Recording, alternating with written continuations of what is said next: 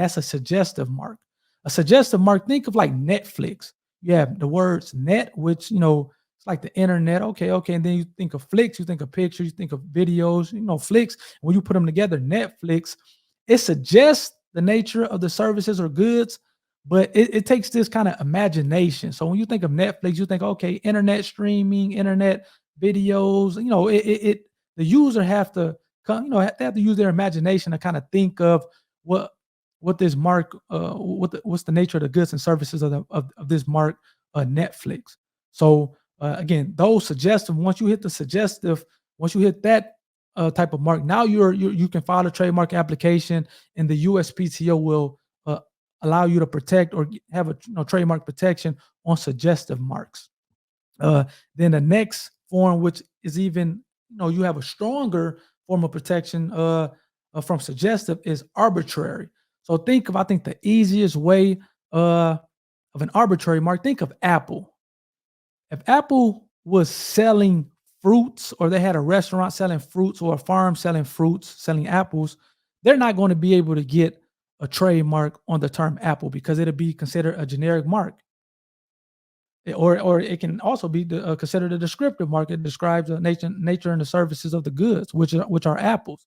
But the fact that they're using this word apple, which is a word, which is an actual word, apple, and when you think of an apple, you think of fruits, and they're using it for a arbitrary or a random use, which is electronics. You don't think of, not now, you probably do, but initially, before Apple was around, you didn't think of the word apple for electronics.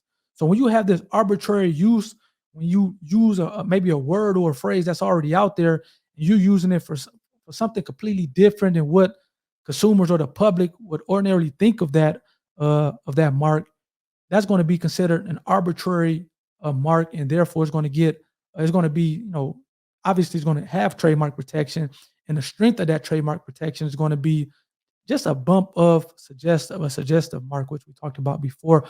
And then the strongest form of protection of a trademark is what is known as a fanciful mark. And what that pretty much means, it's a made up word that is actually being made up for the strict purposes of trademark protection. So think of Exxon, which is, I think that's the oil company, Exxon.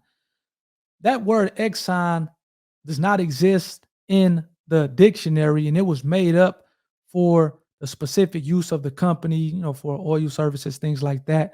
Think a lot of these drug companies where they have this kind of weird drug that they have a trademark on, and that name of the drug, which, more times than not you can't even pronounce, that name was specifically created to get trademark protection on that particular drug. Those are going to be the fanciful marks that is going to afford the strongest protection with the USPTO and by the courts.